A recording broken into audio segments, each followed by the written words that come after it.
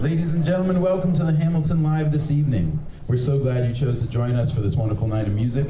If you would, do me a quick favor before we begin our show. Please take out your cell phones, take a picture of our beautiful room, and then kindly silence your ringer. We'll wait for you. Also, it is extremely important to the artist this evening that you take no photos whatsoever of any kind, flash or no flash, red lights, anything. He asked that specifically you try not to take any pictures. Also, for the enjoyment of all of our patrons, please keep your conversations to a minimum. Also, please take note and feel free to take home with you the calendars that are spread out on your table. They have a list of our upcoming shows. You can go to thehamiltondc.com right now to buy your tickets to upcoming shows. This week, tomorrow night, we have Mr. Mike Ferris. On Friday night, we have the Spampanato Brothers, original members of NRBQ. On Sunday night, we have Mr. Dave Mason of Traffic. On Monday night, Bonnie Raitt just this weekend at the New Orleans Jazz Fest proclaimed him the 9th wonder of the world. On Monday night, we have John Cleary. And then on Tuesday night, we have Ed Romanoff and Mary Gauthier. So a big week of blues music here at the Hamilton Live. But to start it off right now, please make welcome Ramblin' Jack Elliott.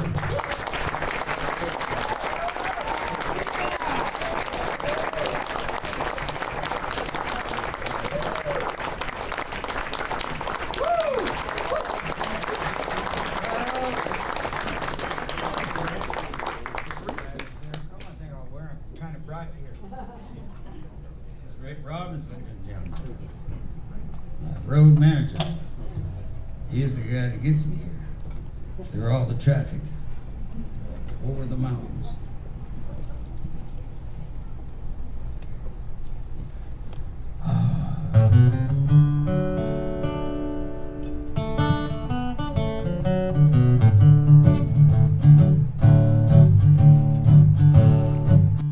I got the blues from my baby, let me find a San Francisco Bay.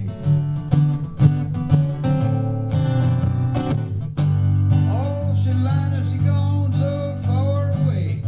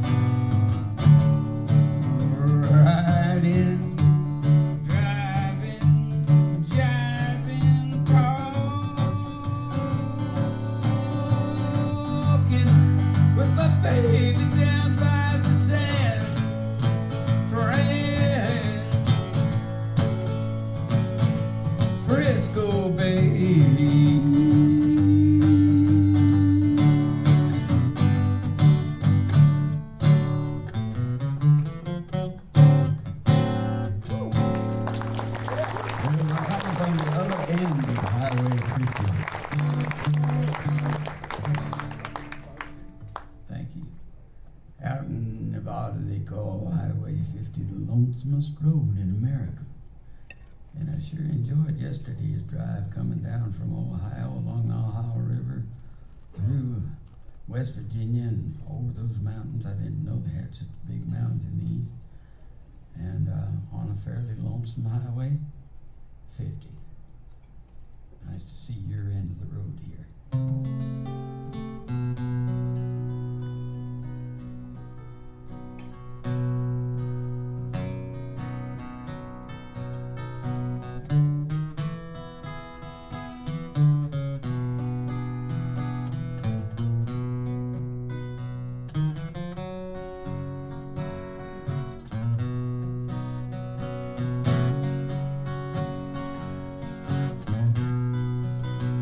Baby, how long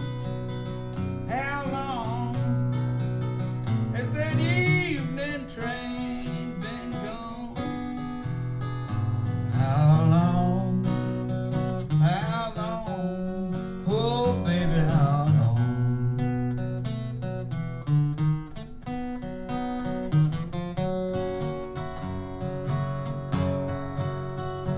Down at the station, my head hung down, looking at my baby when she's leaving town.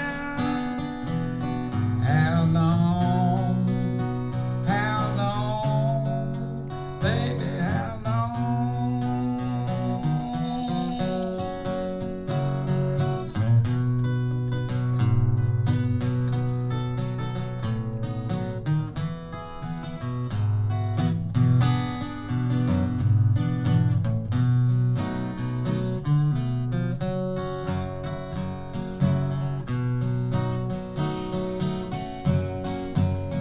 I feel so lonesome, Lord, I feel so blue.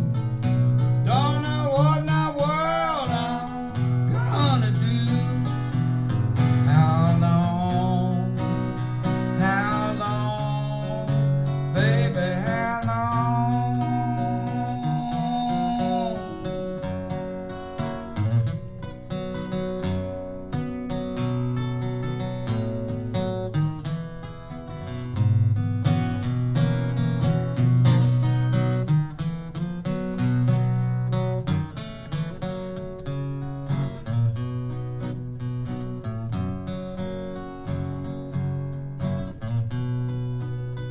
If I could holler like a mountain jack, I'd climb up top these mountains, call my baby back. How long, baby, how long?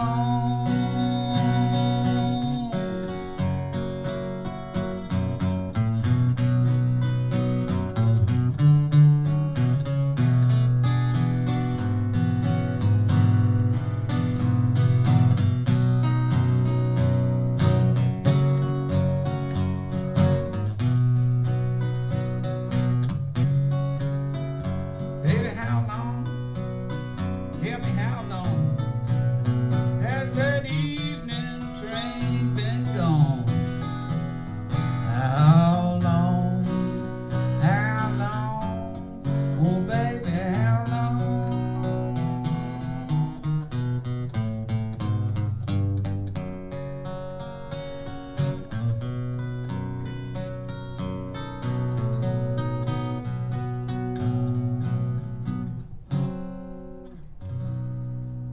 See how long?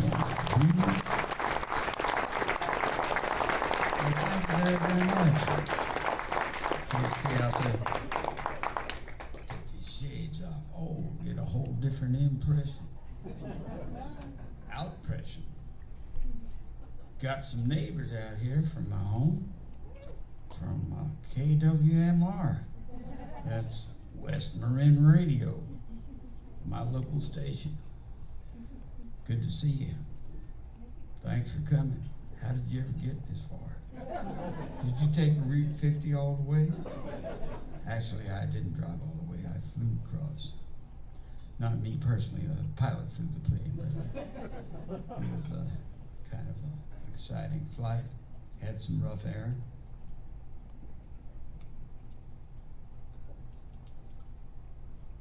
Oh my God, that's water I'll leave the cap off. Stay right there, then. My cowboying career, which was rather short, actually, professionally, started right here in Washington, D.C. I was running away from home when I was 15, up in Newark. And truck was he was heading for North Carolina. And we were coming through Washington, D.C. here, and I saw a big sign advertising the J.E. Ranch Rodeo, which was happening at the U-Line Arena. And I got out of their truck, thanked him for the ride, went over there and signed up, got a job as a grooming horses for $2 a day on the J.E. Ranch Rodeo. We left here the next morning by train to Pittsburgh, Pennsylvania. And we were there for 10 days in another indoor rodeo. And I had my first experience taking care of horses and sleeping in a tent with 60 horses and watching the cowboys get on and get off and being around some mighty colorful and interesting folks. I having been growed up in the city, but I'd been going to rodeos and reading about rodeo life since I was 9, so I've been spent about 6 years studying Will James's books and stuff, and it was quite an adventure that lasted about 4 months, and I went back home, finished up high school, but never was the same. Kept going off to rodeos, and we had a clown on that show, Bramer Rogers, played the guitar and the banjo and sang hillbilly songs. Used to entertain us rodeo hands. In between the performances, we'd put a quarter in his hat, or whatever we could afford.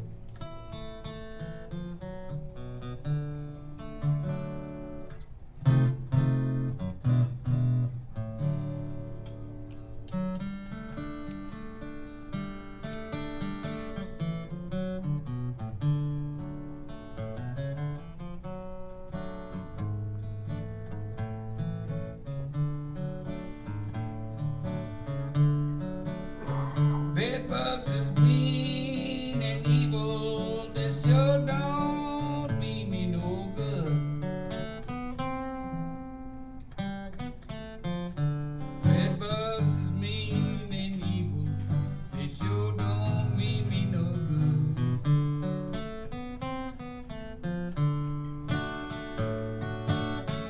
Fate is a woodpecker and I'm a chunk of wood.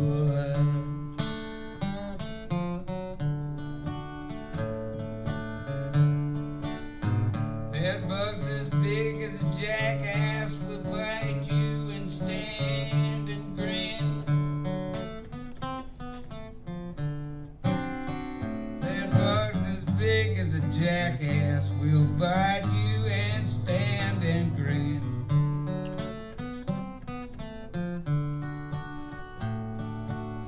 Run off in a corner, come back and bite you again.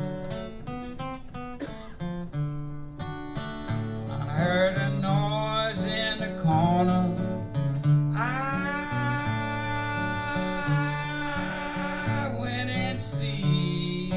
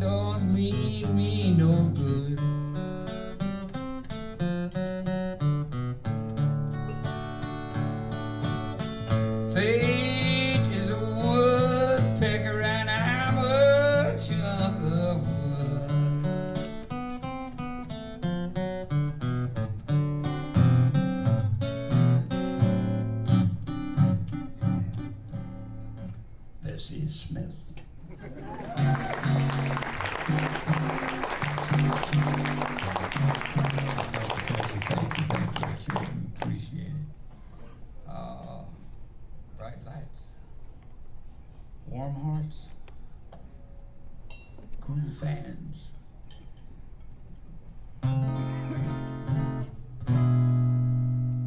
My dear friend Van Dyke Parks, who played on this piano just about 3 weeks ago, I believe he was here, said to say hello. I was speaking to him today.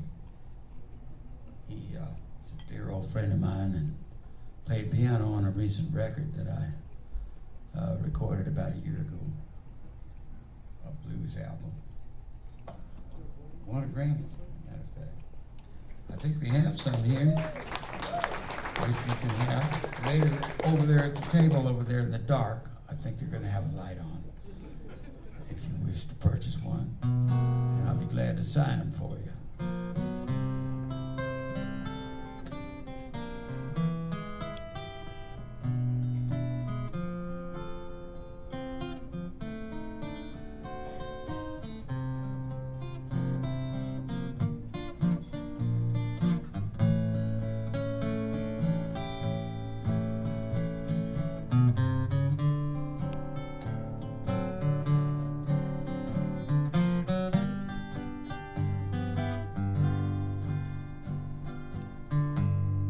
After that little rodeo thing that lasted about 5 years with me, and I got picking the guitar more and more, I met some hillbilly musicians up there in New York, and they were playing around the Washington Square Park.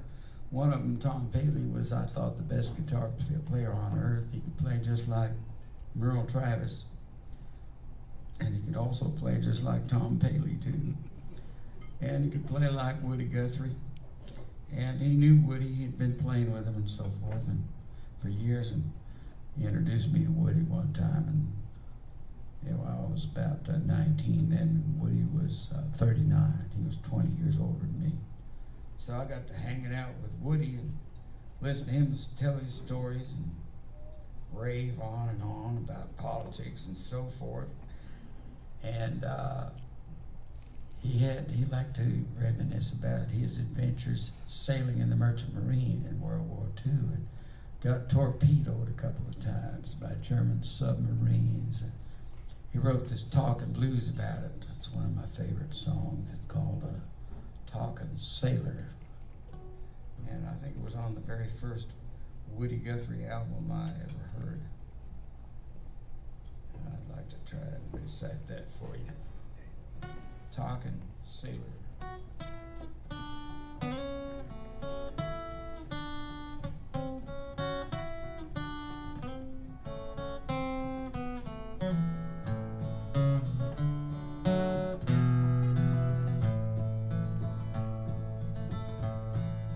Fed with the woman just singing the blues, I heard the radio telling the news. Said the Big Red Army took 100 towns of Allies, dropping them 2-ton bombs. Started hollering, yelling, dancing up and down like a bullfrog.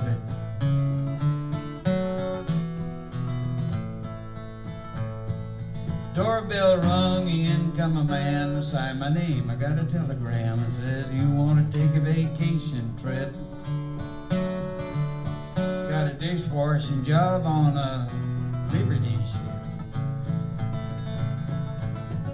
Woman a crying, me flying, out the door and down the line.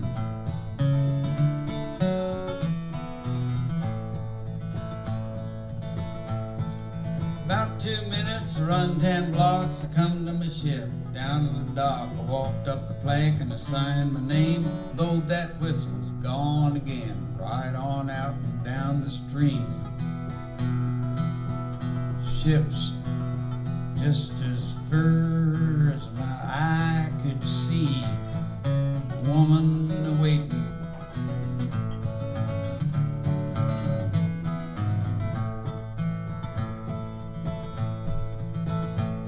This ship's running down with TNT all out across the rolling sea. we stood on the deck, watched the fishes swim. I was praying them fish wasn't made out of tin. Sharks,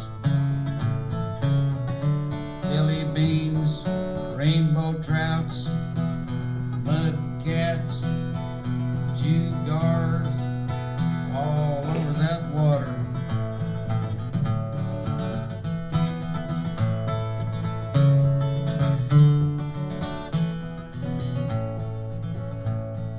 Walked to the tail, I stood on the stern, looking at the big brass screw blade turn. I listened to the sound of the engine pound.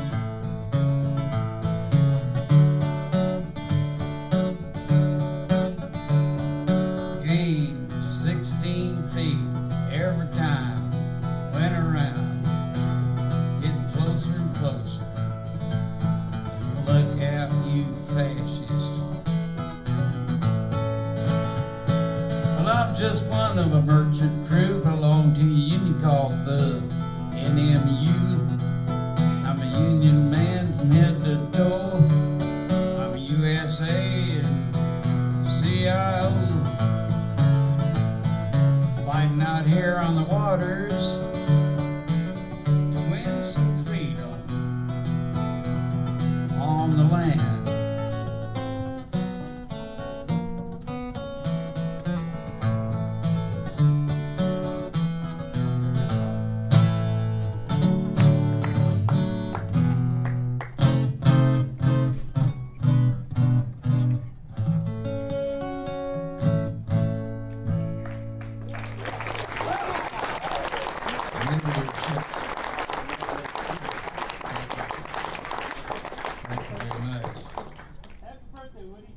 Yeah, as a matter of fact, yeah, this July 14th will be Woody's 100th birthday.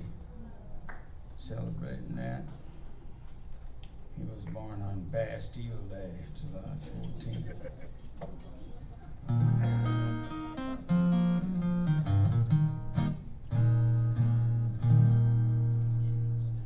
And of course, he wrote some mighty fine songs, like "This Land Was Your Land," and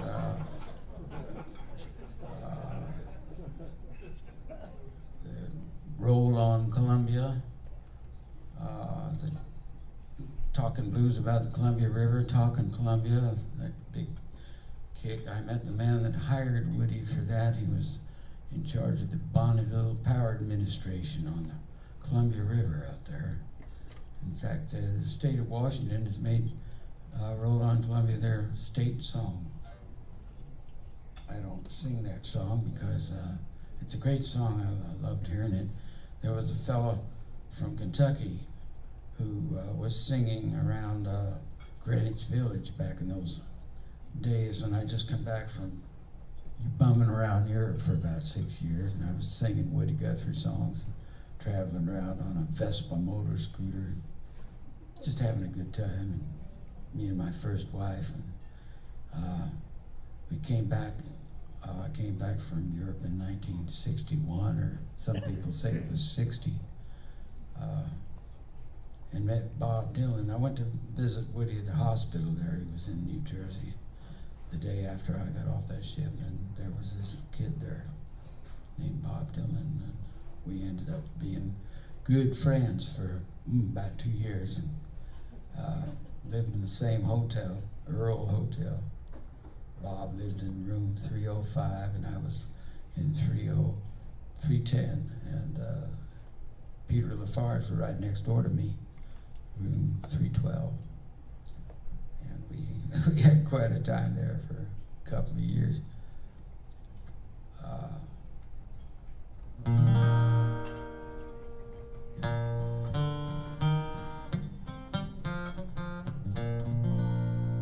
So the song about the Columbia River, I couldn't sing it because Logan English sang it, and he did such a good job on it. I figured that was Logan's song, so there's one less song I didn't need to learn.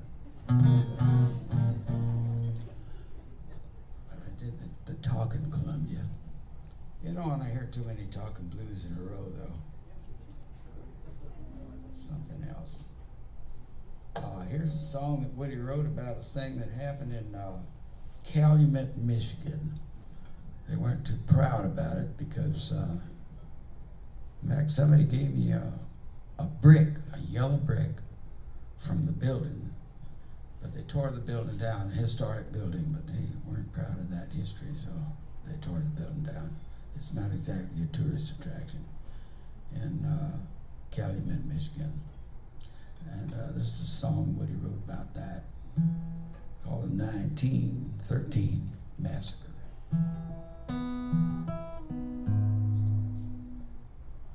Get up there.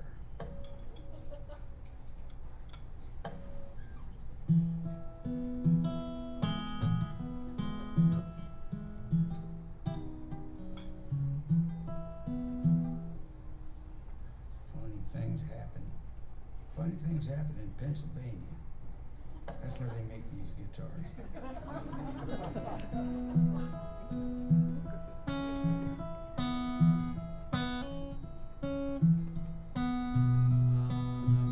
Take a trip with me in 1913.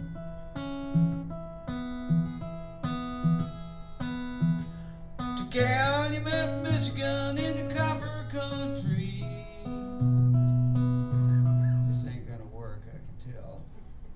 We're heading for the high keys. Can't make it from this low down in the building.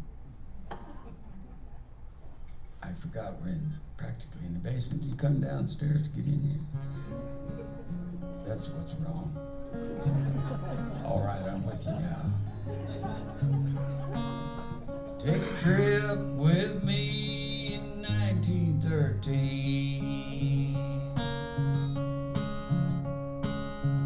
To Calumet, Michigan, in the copper country.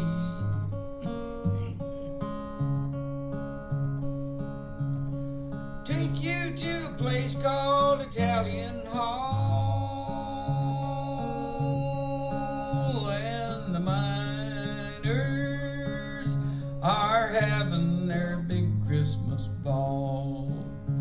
I'll take you in a door and up a high stairs. Singing and dancing is heard everywhere. Let you shake hands with the people you see and watch the kids dance around the big Christmas tree. There's talking and laughing and songs in the air. Spirit of Christmas is there everywhere. Before you know it, you're friends with us all, and you're dancing around and around in the hall. You ask about work and you ask about pay. They'll tell you they make less than $1 a day, working their copper claims, risking their lives. So it's fun to spend Christmas with children and wives. A little girl sits down by the Christmas tree lights to play the piano, so you gotta keep quiet to hear all this fun you would not realize that the copper boss, the men are milling outside. The copper boss thugs stuck their heads in the door. One of them yelled and screamed, "There's a fire!" Lady, she hollered, "There's no such a thing. Keep on with your party, there's no such a thing. Few people rushed and there's only a few. It's just the thugs and the scabs fooling you." Man grabbed his daughter and he carried her down, but the thugs held the door and he could not get out. 100 or more. But most everybody remained on the floor. The gun thugs, they laughed at their murderous joke, and the children were smothered on the stairs by the door. Such a terrible sight I never did see. We carried our children back up to their tree. The scabs outside still laughed at their spree. And the children that died, there were 73.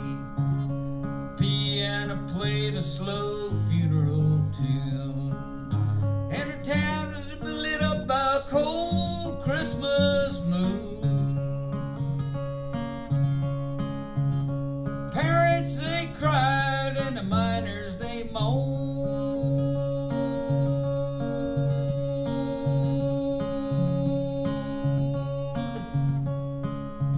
See what your greed for money has done.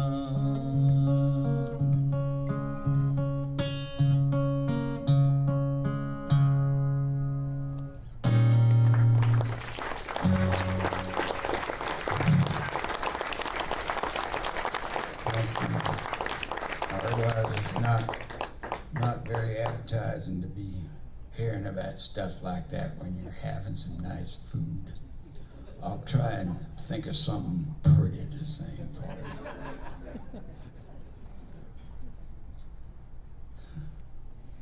Well, here's one that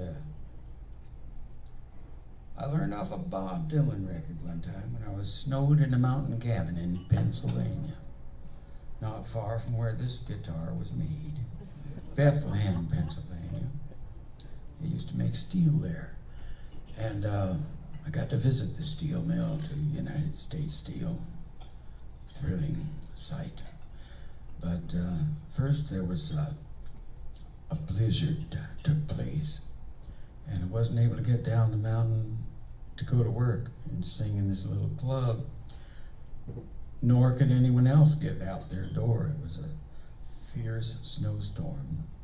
My host lived up in the mountain cabin there, and he was running a little radio station on another mountain outside of Bethlehem. And I had just had a rather tragic event happen in my family life, and had to go right away to this place in Pennsylvania to play, and I was pretty distracted by the sadness that was happening and needed to kind of think things over. And my friend was running his radio program there, playing folk music and classical music over this little radio station on top of a mountain. So I went outside and climbed the radio antenna, which was about 500 feet high. I couldn't see the ground, so I didn't have any trouble with vertigo or fear of heights, because it started snowing so bad that you couldn't see more than 10 feet in any direction. So I just kept climbing up the ladder till I got pretty close to the top, but my fingers were starting to freeze to the rungs of the ladder. So when I got real close to the top, I turned around and went right back down to the ground because my fingers were starting to freeze up. Went back inside the radio station, turned on some cold water. Mustn't use hot water when you're getting frostbite. You might lose your fingers that way. Used the cold water on my hands until they started to get a little circulation, then gradually warmed up the hot mixed with the cold and warm water, and got the circulation back. And he decided to shut down the radio station because it was getting so thick outside. So he shut her down. We got in the car and drove down the mountain and back up the other hill to where he lived. And we got inside just in time to get the fire going in the fireplace. And he had a whole porch full of firewood. And he had a bottle of Cutty Sark the Clipper ship on the label, and a whole freezer full of venison, and a Bob Dylan record. And we sat, the door froze shut, and we couldn't get it open for 3 days. But we had all this food and a little bit of whiskey, which we measured out slowly. And I put another log on the fire and played the Bob Dylan record. And I learned a new song that way in about 3 days flat. It's "Don't think twice, it's all right." And then on the third day, the snow melted, it warmed up a bit. We were able to get the door open. We jumped in my Bell Telephone repair truck, which was my motorhome at that time. And we drove up to Unark-Titty, where they were having an open mic at the Gaslight. It was Mississippi John Hurt's night off, Monday night. The usual crowd was assembled. Peter Lafarge, John Wynn, Peter and Paul. Mary was out shopping, I believe. Ed McCurdy, and Bob Dylan, the guy that wrote the song. And they were having this open mic, so I thought, I better get up and sing that song before I forget it. So I got up on the little stage they had in there, this tiny little club. Place was full. There was 2 unidentified tourists from New Jersey, and all 12 of us, like usual crowd. And Bob was there, and I started singing, and I played the first verse of that, "Don't think twice, it's all right." And Bob stood up in the aisle and waved at me. I recognized him. There was a little light shining through the curtain, reflected off of his halo. And I recognized him. He waved his arm at me, and he says, "Hey, Lisa to you, Jack." I said, "What'd you say?" He says, "I relinquish it to you, Jack." "Oh." He said, "I relinquish it to you." I've never had nothing relinquished to me before. So I've been singing this song ever since. It goes something like this.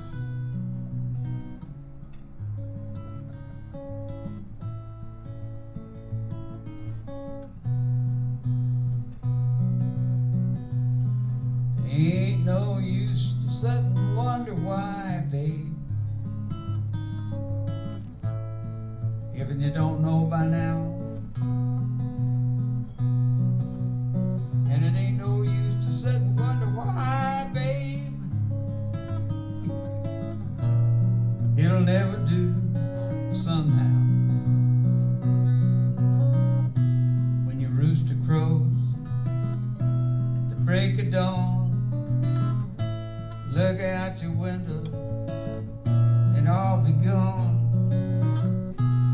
You're the reason I'm traveling on. But don't think twice, it's alright.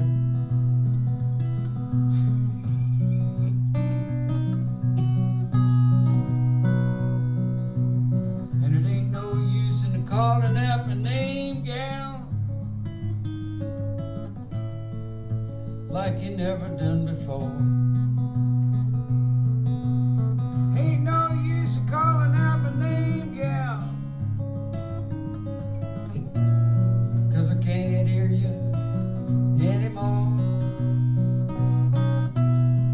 Thinking, wondering, walking down the road, how I once loved a woman, child, I'm told. Give her my heart, but you wanted my soul. But don't think twice, it's alright.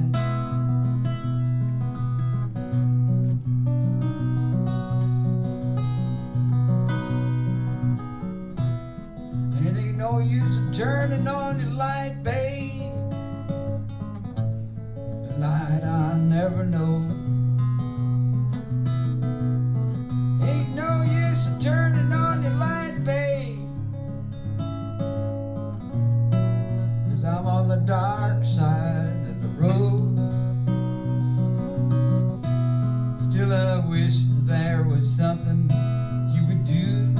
or say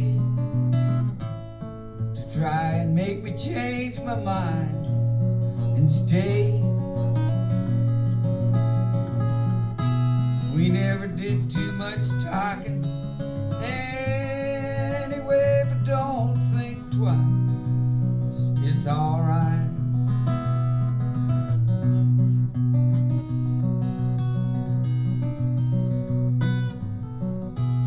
And it ain't no use in turning on your light, babe, the light I never knowed. Ain't no use in turning on your light, babe, 'cause I'm on the dark side of the road. Still I wish there was something you would do or say to try and make me change my mind and stay. We never did too much talking anyway, but don't think twice, it's all right.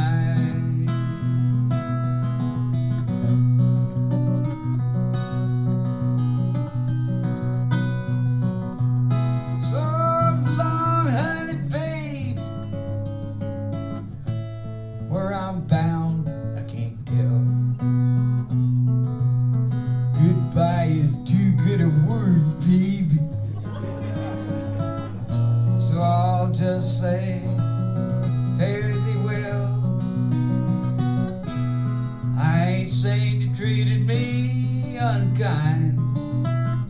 You could have done better, but I don't mind. You just kind of wasted my precious time, but don't think twice, it's all right.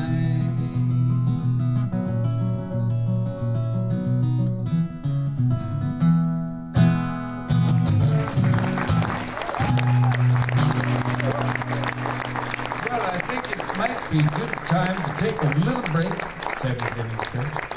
And there's some CDs over there, and I can sign some autographs one way or another. I sure do appreciate your kind listening. You're almost too quiet. Hope I didn't put you to sleep.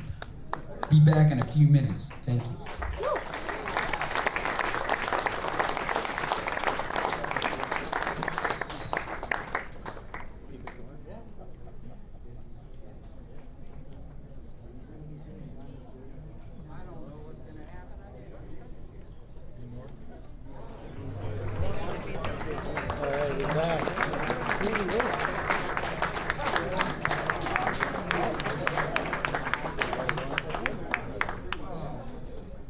Well, you guys, it's wonderful to meet you all. Thank you. I had no idea. I keep thinking, well, the idea of playing in a place where they, hey, I was playing without a strap for a long time because I used to play standing up, you know, and you have to have a strap. Then I got 2 artificial hips and 1 heart replacement, and I started playing sitting down. I don't ride bucking horses anymore. I like to ride semi-tame horses.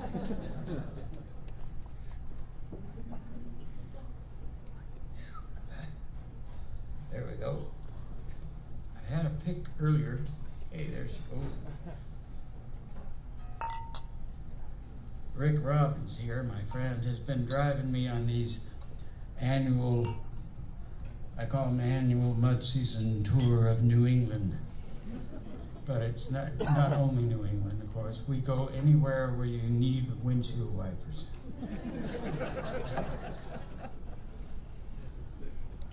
And it's usually raining and muddy and snowing and blowing. And it sort of makes it better somehow. We don't really love that weather, and the driving gets to be either it's terribly exciting or awful boring. But Rick's a great driver. And, you order to mollify some of the boredom, we made up funny jokes and titles for our tour. Like about 3 years back, I think it was called the No Problem Tour. No problem. You gotta say it like an old Greek guy in a restaurant. No problem. For the No Problem Tour, every time we'd have to say something to one another about stuff we were doing in the car or on the road or something, I'd say like, hey, did you remember to check the tires at that last gas station? No problem.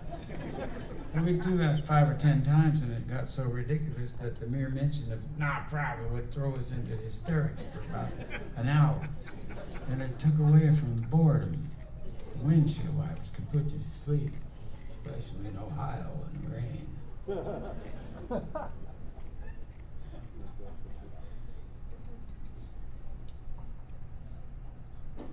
Them windshield wiper working? No problem. Then we had the Arafat tour. I said, Rick, do you really mean that? He said, yes, sir. I said, Arafat? No, sir. I said, Gamal Abdul? Yes, sir. Arafat? And we'd do that for about 15 minutes and laugh our heads off. And we covered 25 miles that way. I tell that joke 15 times a day. We got real good at it. Never get tired of it. And then we had to make up a new name for this tour, not knowing what to expect, of course. And Rick said he wanted to call it the Don't Worry About It tour. Don't worry about it. I said, are you gonna be able to remember to change the strings? Don't worry about it. Okay, this is the Don't Worry About It tour.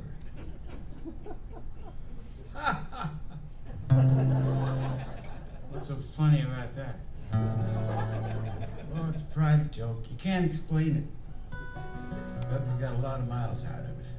It's done us a lot of good.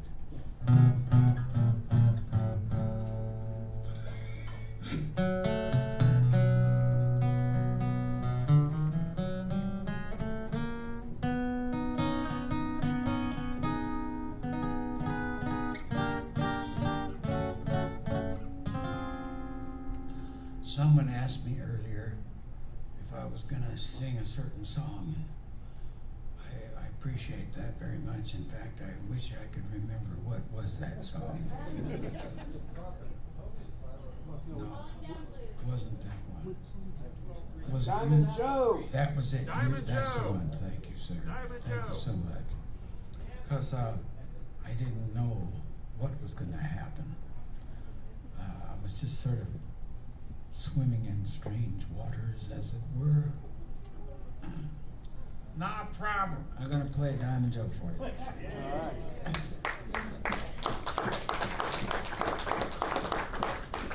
Thank you. I appreciate that. I didn't realize how what a wonderful bunch of weirdos you are that you can appreciate stuff like this. I thought, I've been looking around the city. Everybody looks quite normal here. I don't know where they found you guys. The last time I heard you was in 1964 here for a concert for Shoes. Shoes? You probably don't remember this, but you told a Martian joke. I did. Oh, hey, I remember that joke. That was so long ago that I'm no longer tired of it. I'd love to tell it for you right now, but we'll be here all night. That's a very long story. Amen. Did you like that joke? I was the only time in my life I've been in the aisles, literally laughing. I sat on my chair. It was really, really funny. I can't take credit for that joke, but the man who told it was a very popular comedian in the 60s, and I don't know, I hope he's still alive. He was just a lovely person, and I think he came from around Cambridge, Massachusetts. which is a city somewhere near Boston, but nobody in Boston can tell you how to get there. Bob Dylan and I drove up there first time I was there in a 1948 Chevrolet that I had, green, 4-door, neat little car. We were totally hopelessly lost in Boston, and I don't know how we got to Cambridge, but we got there. It's on the other side of the river, the Charles River, from Boston. This man, his name was, I'll think of it in an hour. I've got this Rolodex in my head that takes an hour to go around. Orson Bean. Hey, he was just coming around. Welcome, Orson Bean. Welcome to my Rolodex.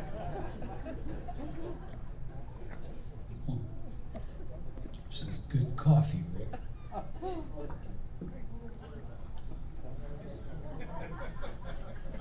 This Orson Bean told this story in a nightclub in Greenwich Village, and I loved it so much. I asked him if he would mind if I told it in my shows, and I would give him credit. And he said, "Sure, Jack."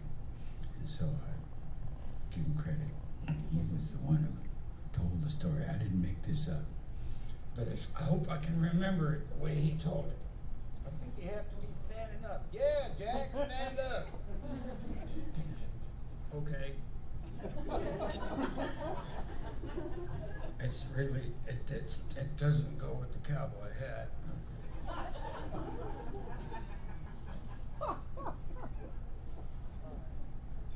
The way Orson told it. Perhaps just to get you in an Orson Bean kind of mood, I should tell you another Orson Bean story. First, a shorter one, just to kind of set the stage, as it were. Orson Bean said that he had a landlady who, one cold winter in Cambridge, she made about 65 trips to the hardware store buying steel wool, and she knitted herself a stove. So you get the mentality of this guy. Here's the story.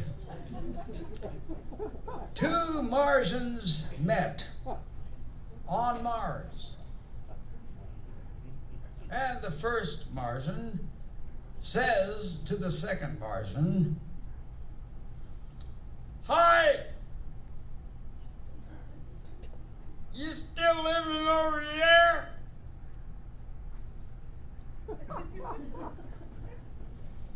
And the second Martian says back to the first Martian,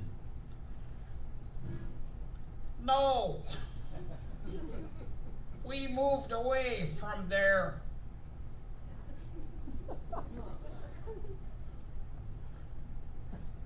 "How come you moved away from there?" "Trouble with the landlady. A horrible woman. My kid had a birthday, so I wanted to get the kid something for the birthday. A birthday present. You know what I mean? So I went down to a pet shop and I got him a pet Goo-Goo, a young Goo-Goo. Took him home. Everything was fine. He was running around the apartment.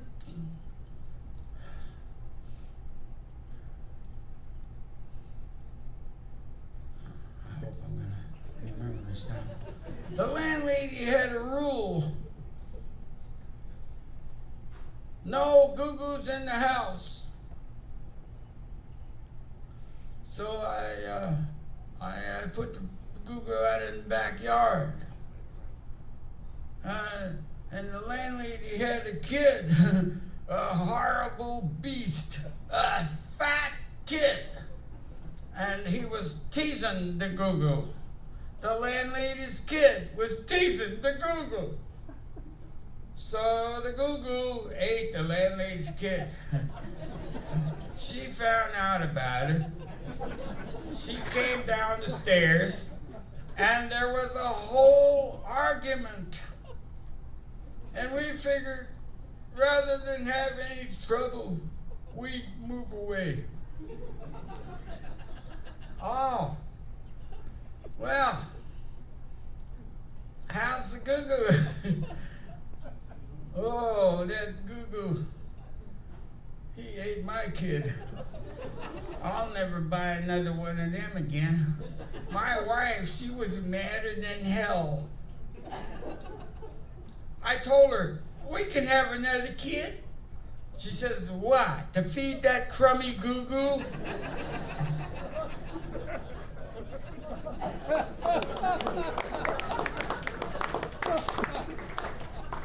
That's it, ladies and gentlemen.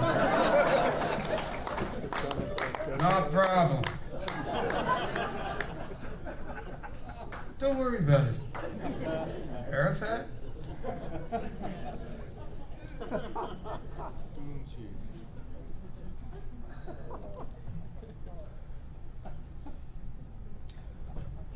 Well, I was at a party with some cowboys that were my heroes. The cowboys, the rodeo cowboys, professional rodeo cowboys, they didn't have that title in the PRCA, Professional Rodeo Cowboys Association. It used to just be called the RCA, the Rodeo Cowboys Association. But then somebody got around Madison Avenue and they thought of this clever idea called Professional Rodeo Cowboys. We're professional, let everybody know about it. Okay, so they put the P in there. You know, I always wished I could have had an RCA buckle, but in those days I hadn't won enough money to earn to, you know, get that buckle and stuff. I wasn't that serious at practicing bronc riding and stuff. But I was hanging out with some bronc riders and bull riders, and they were my heroes. And one party, we were at the party in 1949, the year Casey won the world. Casey Tibbs, the greatest bronc rider that ever lived, probably, from Pierre, South Dakota. Actually, come from Fort Pierre, which is across the river, across the Missouri River, from Pierre. Pierre is the, that's spelled P-I-E-R-R-E. I think it's French. They pronounce it Pierre. But in South Dakota, it's Pierre. And Casey come from a little town across the river from Pierre, called Fort Pierre. I guess there's a fort there. And Bill Linderman was there, and all these champion cowboys from the 40s. And this was 1949. And I was trying to ride bucking horses then. I played my guitar and I sang a song. I sang my favorite Woody Guthrie song. And I sang it, and this guy, who I won't mention his name because it was sort of defamatory, but I said, that song, Hard Traveling, was my favorite Woody Guthrie song at the time. I said, that song was written by Woody Guthrie. And this great cowboy turned to me and said, that IWW son of a bitch.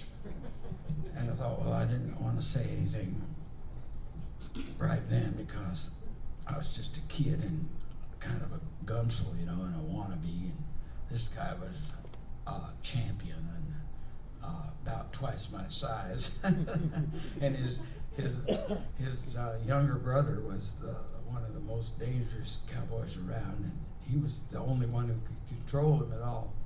So I didn't say anything right then in defense of my hero, Woody Guthrie. But this other guy, he was one of my heroes too. But I saw him later, about 10 years later, over in Brussels, Belgium, and they were putting on a rodeo over there in Brussels. And during 1948, Brussels International Exposition and World Fair. And the rodeo was being put on down in a valley where the railroad went under a bridge, and there was a river through there, and it was called the Teichman Bridge, and it was nowhere near the fairgrounds, and a lot of people didn't know where it was, so they weren't making a lot of money. And it was being put on in a tent, and the tent was some new invention by the Goodyear Rubber Company that had no tent poles to hold it up. It was held up by wind pressure from fans. The fans blew the wind in, and it kept the tent up. One of the seams in the canvas tore. I don't think it was canvas, some new Goodyear rubber invention. And it opened up and leaked, and the tent just collapsed. And that was that. They folded it up, put it away. And then they were putting on the rodeo in the rain and the mud. And the promoters absconded with $2 million and forgot to pay the cowboys, 60 cowboys and 60 Sioux Indians from South Dakota. And they fled to New York or something with the $2 million and left them sitting over there. I went to visit Daryl, my buddy, Daryl, a banjo player. And we thought, we'll go over and see this rodeo, and maybe we'll get a job singing over there. Well, we found out their predicament. They couldn't hire us. They didn't have any money. Well, so we serenaded the cowboys back of the chutes, and they were so homesick. There was hardly a dry eye in the house, so to speak, and there wasn't any house, no tent. There was the sky, and the sky started raining. And that cowboy, the one who said that, so bad words about Woody, he says, let's go over across the street in that saloon over there, and it's dry. And we went in there, and he punched out the dents in his hat so it would hold more money, and he went around shaking down everybody in the saloon, collecting up money, and he got about $50 worth of Belgian money. And somebody went to a grocery store and got some sandwich food and some wine, and we had a party. Casey Tibbs was there. In fact, one of those bronc riders, a fellow named George Williams, who's still alive, and he's in Arizona. God bless him. And he's raising cattle out there. But at that time, George was a young, traveling champion bronc rider, and he'd been riding rodeos in Australia and United States and Europe. Taught me this song. I assumed that it was an old cowboy song, PD. I found out recently that the song was written by a friend of mine who's passed away. He's also the author of The Arthritis Blues. His wife was Alan Lomax's sister, Bess, and I'm talking about Butch Hawes, who also wrote the Arthritis Blues, and he was a victim of arthritis. This is that song that I learned at that party up there in Brussels, Belgium, for those homesick cowboys in that would-be rodeo. There is a man you'll hear about most every place you go. Holdings are in Texas, and his name is Diamond Joe. Carries all his money in a diamond-studded jaw, and he never was much bothered by the process of the law.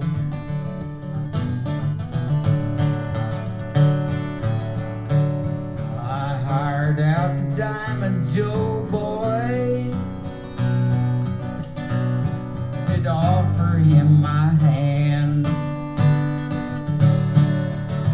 Give me a string of horses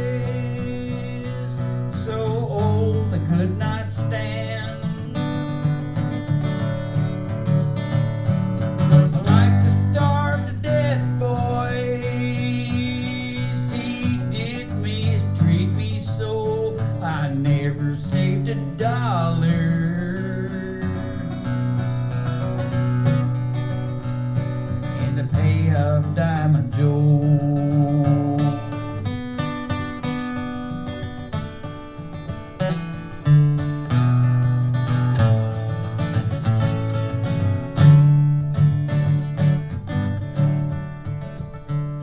Well, his bread, it was corn dodger,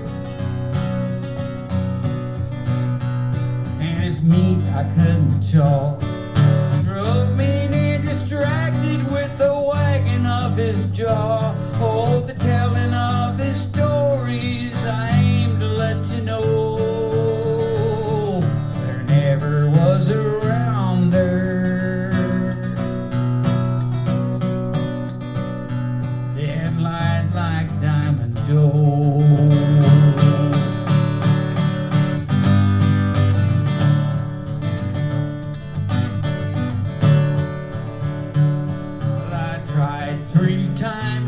Quit him, boys, but he did argue so that I'm still punching cattle in the pay of Diamond Joe.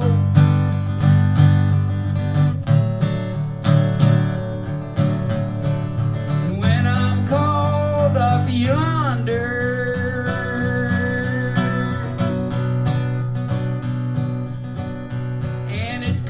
my time to go, give my blankets to my buddy and give the fleet to Diamond Joe.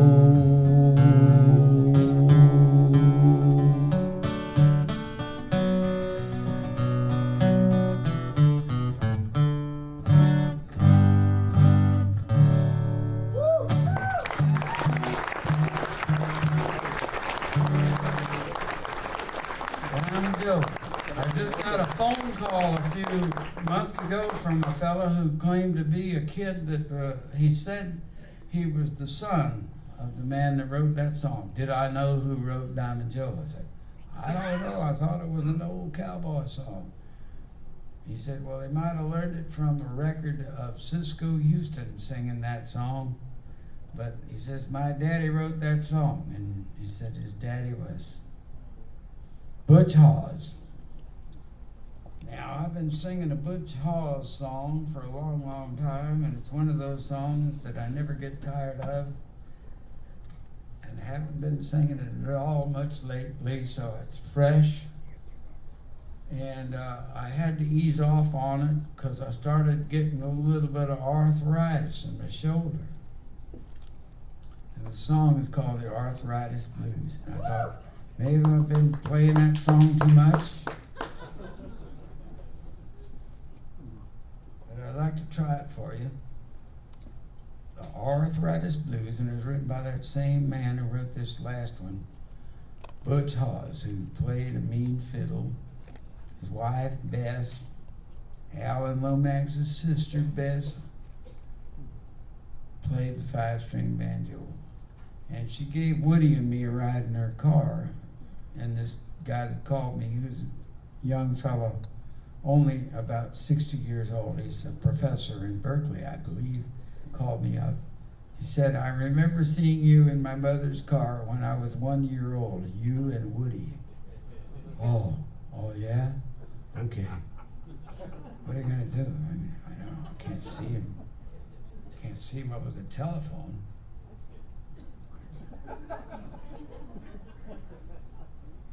Now you can. You got these brainy phones.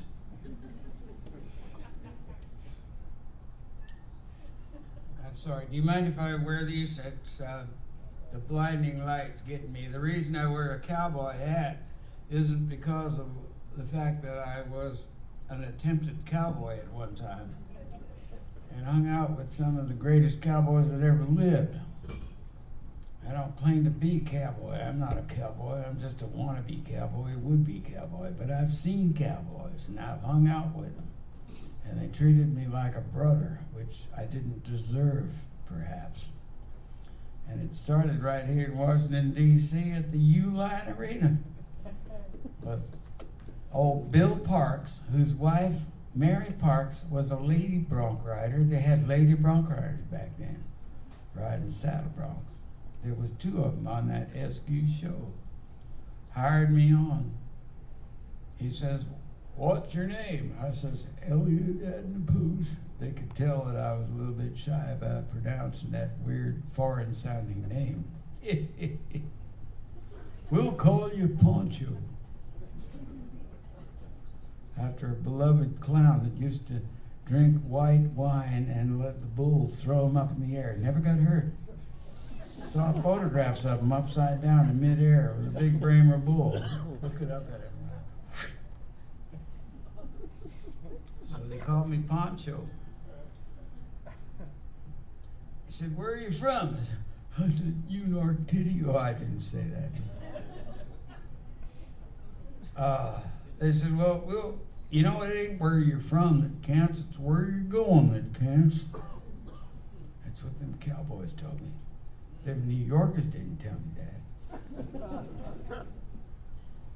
If I'd have stayed in New York City and been a nice boy like my parents wanted me to, I might have been a doctor like my father, and you would have never heard me. I might have cured you from arthritis.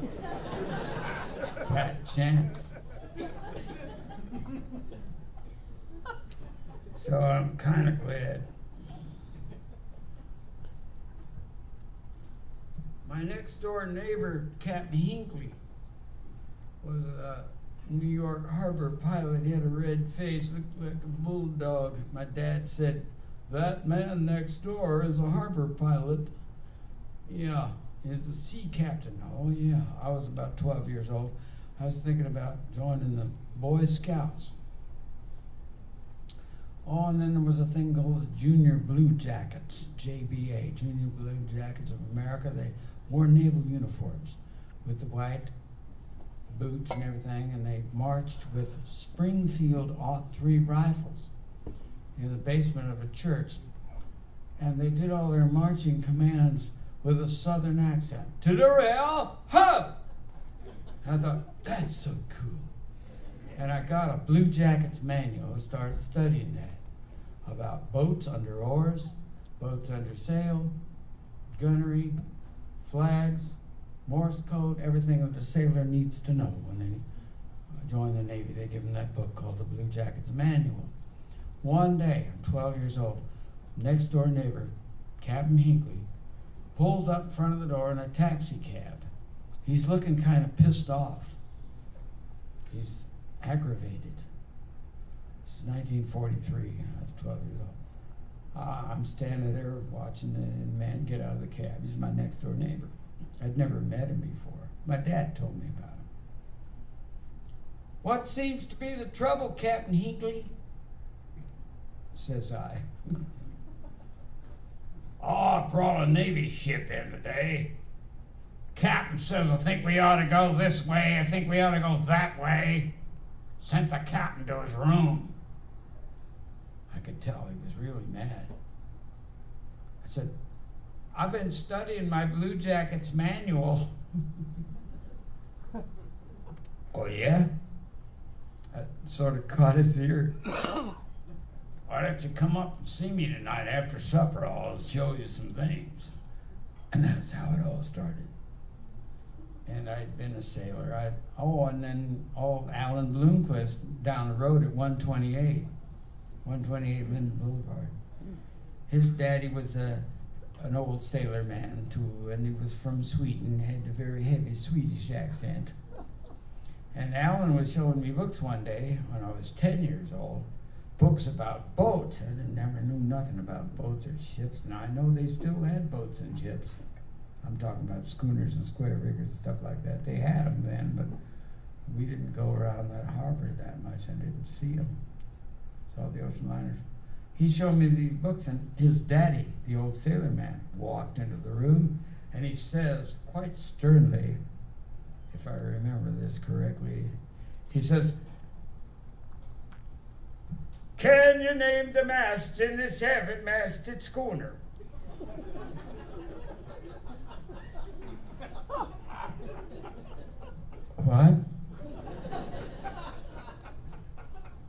He repeated the question. Can you name the masts in the seven-masted schooner? No. So he told me the answer.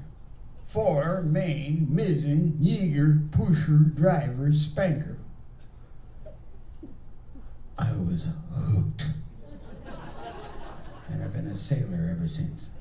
Salt water's in my blood. Fore, main, mizzen, jigger, pusher, driver, spanker. Well, the guys that sailed in that schooner, there was only one seven-master ever built. It wasn't that they were impractical, it's just that a lot of those guys couldn't remember those names that many. They call them Monday, Tuesday, Wednesday, Thursday, Friday, Saturday, Sunday. Actually, in actual practice. But the real names for them was fore, main, mizzen, jigger, pusher, driver, spanker. Well, she was 395 feet long, built in the shipyard in Massachusetts. She was called Thomas W. Lawson, steel hull. But the bowsprit wasn't long enough to have enough headsail to bring her about, so they had to wear ship, which is very awkward for a sailing vessel to have to go around a 270-degree turn just to go about and bring the wind around to the other side in order to be able to tack or make progress to windward. But she made one trip across the Atlantic Ocean carrying case oil for the Anglo-American Oil Company, and the captain was involved in an argument with a tugboat skipper at the Scilly Isles at the entrance to the English Channel, heading up into the English Channel, arguing about the price of a tow. And while they were arguing about the price of a tow, she run aground, and her forefoot struck a rock, and she stuck there. And I think they got everybody off okay in a lifeboat and made it into the cliffs on shore and hid out in a cave for a while until some lifeboat came around from a harbor around the other side of the island and rescued everybody. Mate got a broken arm, but the vessel sunk.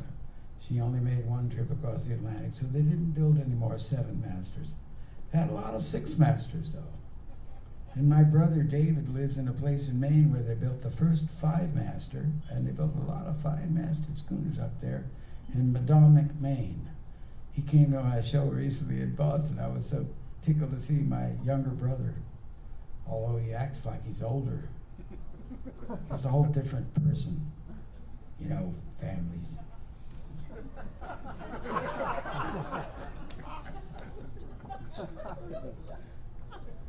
But a brilliant guy in his own room. We waited. Shut up and sing! Yeah. That's something that Rick here told me. Rick came out to visit me one time in Calahoochee when I was living up there in a place called Mendocino, California. I call it Calahoochee because they don't really deserve to call it California anymore. But okay, I live in Calahoochee. I'll probably be there for a while longer.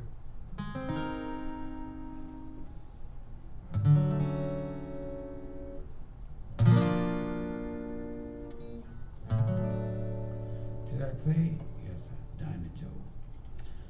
There's one good song another person mentioned that he had a lot of feeling for, and this is a song that I used to love. Because I'm not a music lover. See, I started out as a music lover. I admit that. I was a music lover, quite like you. Now I just play the stuff so I can buy cat food and diesel fuel.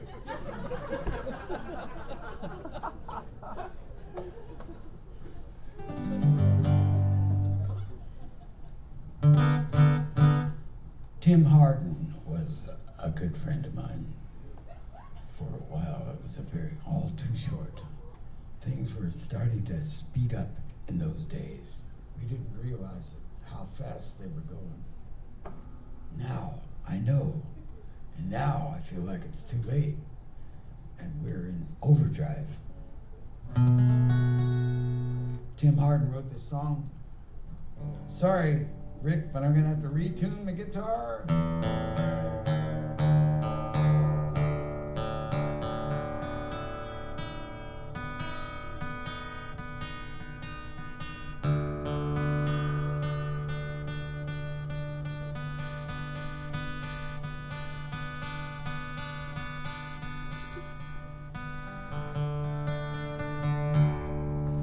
Tim Hardin wrote this song. I used to sing it all the time, but it was so good. I overworked it, and it overworked me, and I got tired of it, and so I haven't played it in years. Thank you for mentioning that. It's called If I Were a Carpenter.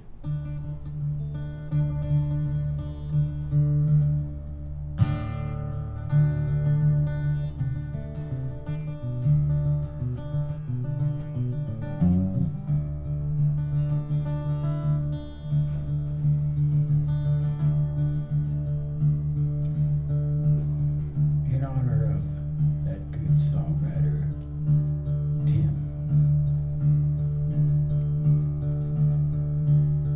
If I were a carpenter, you were a lady,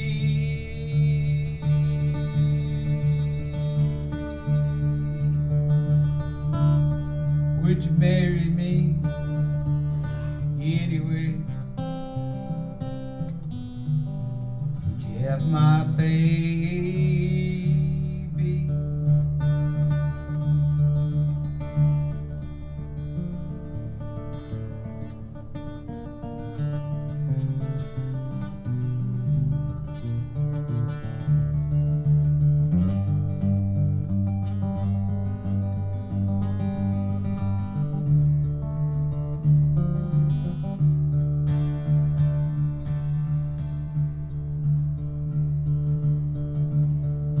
If I work my hands in wood, would you still love me?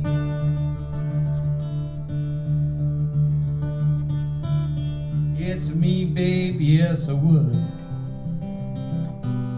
But how about you above me?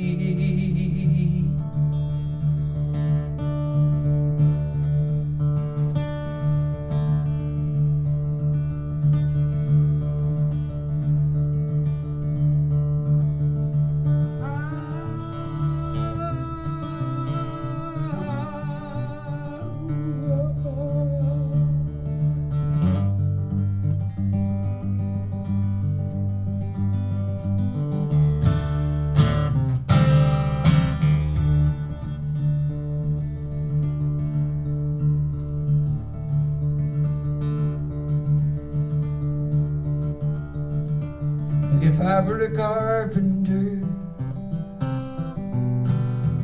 you were a lady,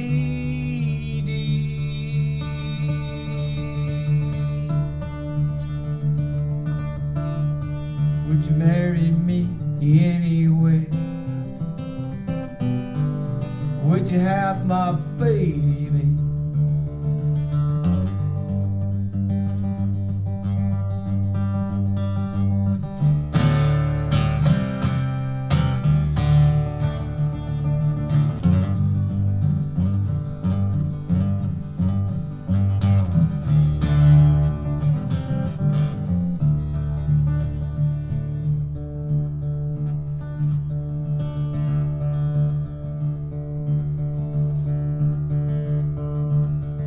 If I were a carpenter, you were a lady,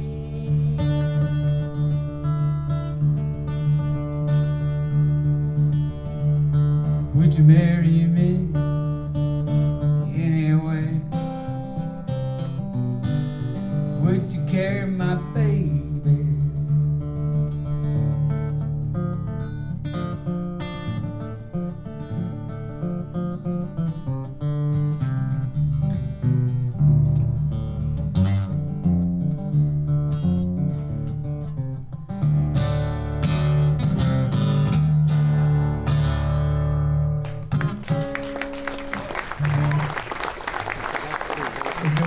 Something like that. It's got a lot more verses to it. I remember that. Thank you. I was singing that song in Japan one time in a place called Yomiuri Hall, which is in the top floor of a big Japanese department store in Tokyo. And I walked down, I used to do this sort of circus trick where I'd jump off the stage and sing If I Were a Carpenter up the aisle and then disappear. And I looked down in the audience as I was walking by, and there, sitting there with a nice tailor-made Western suit, didn't have his cowboy hat on, of course, and he had his glasses on, had that Western suit and the cowboy boots, and he's there smiling at me, George Williams, who I knew from Brussels, the rodeo cowboy in Tokyo. And I said, George, what are you doing here? I was in the middle of the song. I said, come on backstage.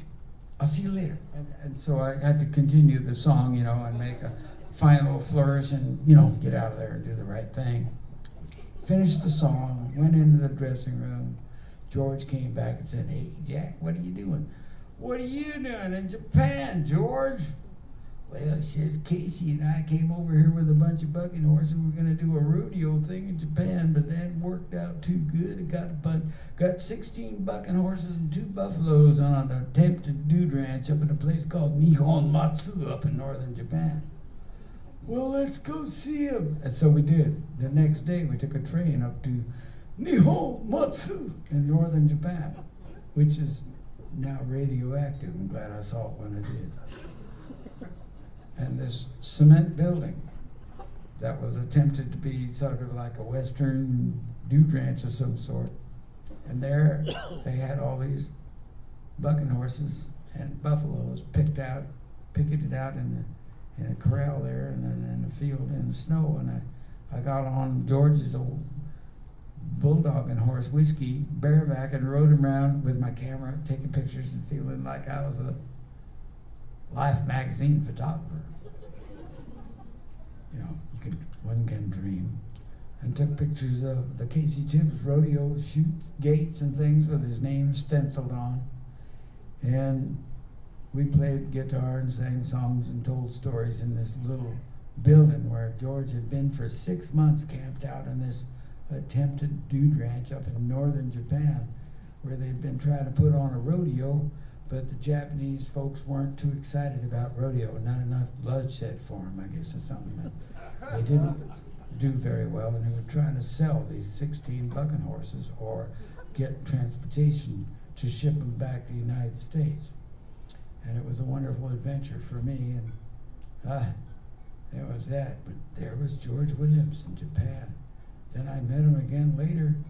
He was working at the Cowboy Hall of Fame Museum in Oklahoma City and had a pet bucking horse out at the ranch where he lived, Trails End. Ever heard of him? Famous bucking horse. Bucked a lot of cowboys off. Anyway, he had deserved a good rest, and he was a retired bucking horse, eating a lot of hay and getting fat and just standing around in the corral there at George's place. And it was all, me singing that song by Tim Hardin, If I Were a Carpenter. Thanks for asking for it. Wish I could remember it. Losing 5 memory cells a day going out the back window.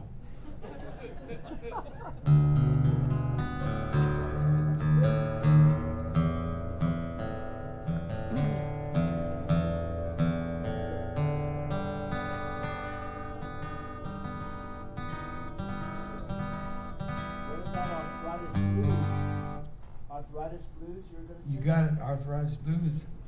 Thank you.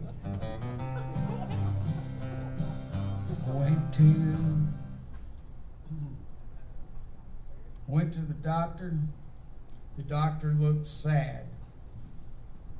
Looked in his book, told me what I had.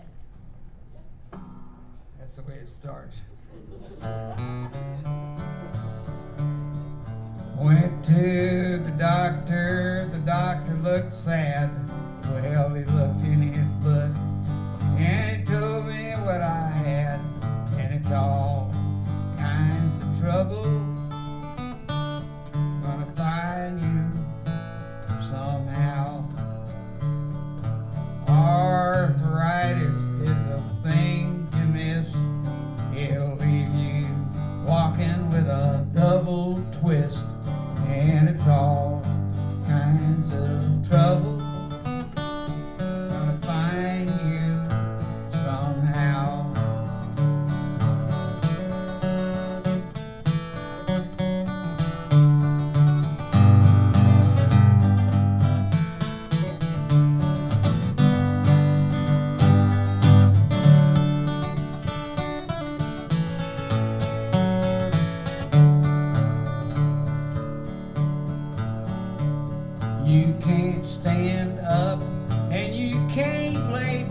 you can't sit in a chair, you can't roll on the ground, and it's all kinds of trouble gonna find you somehow. Gin, rum, and whiskey will ease the pain. You wake up in the morning and it's right back again, and it's all kinds of trouble gonna find you somehow. You can chase it away with your sweet apple jack. You wake up in the morning and it's squatting on your back, and it's all kinds of trouble gonna find you somehow.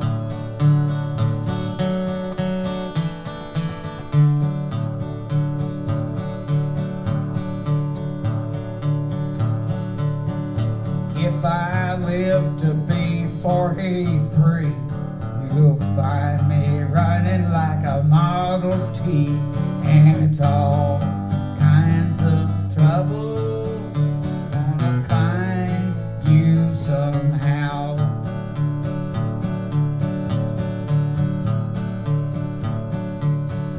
If you get to heaven, tell the judge for me I've had 16 years of the 3rd degree, and it's all kinds of trouble gonna find you somehow. You can't stand up and you can't lay down, you can't sit in a chair, you can't roll on the ground, and it's all kinds of trouble gonna find you somehow. Arthritis is a thing to miss. It'll leave you walking with a double twist, and it's all kinds of trouble gonna find you somehow. Gin, rum, and whiskey will ease the pain. You wake up in the morning, it's right back again, and it's all kinds of trouble gonna find you somehow.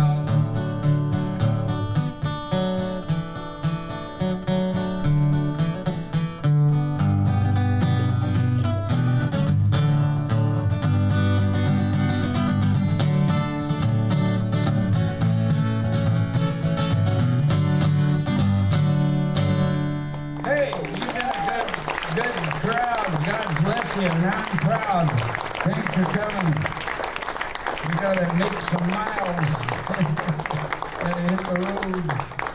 Another show to do. This is the high point of the whole trip. I really did enjoy meeting all you folks, and thanks for coming. Can I sing one last little thing for you here?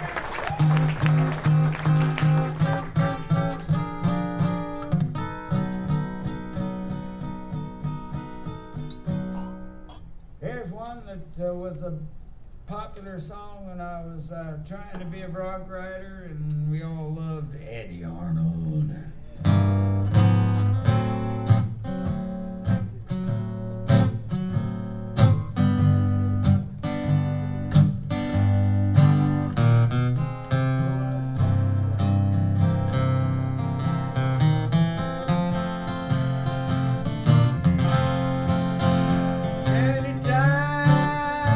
Anytime you feel downhearted,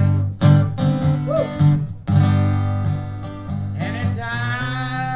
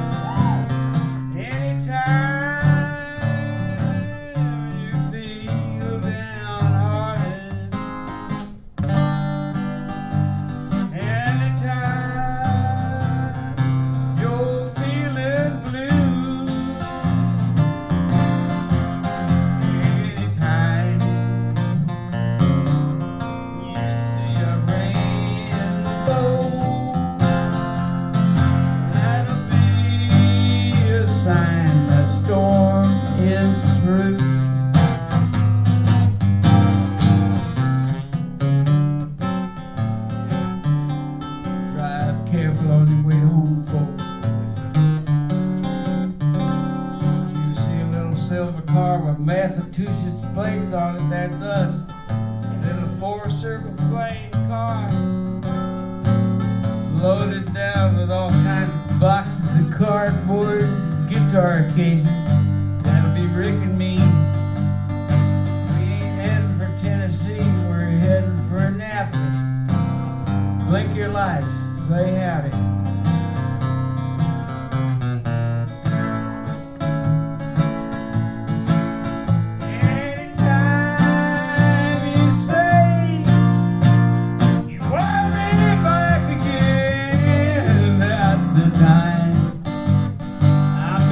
Come back home to you.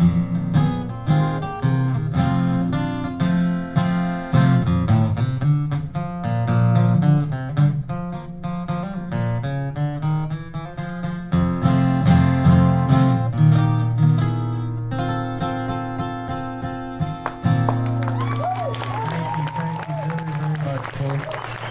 Come back and see you again. And I hope you'll be here.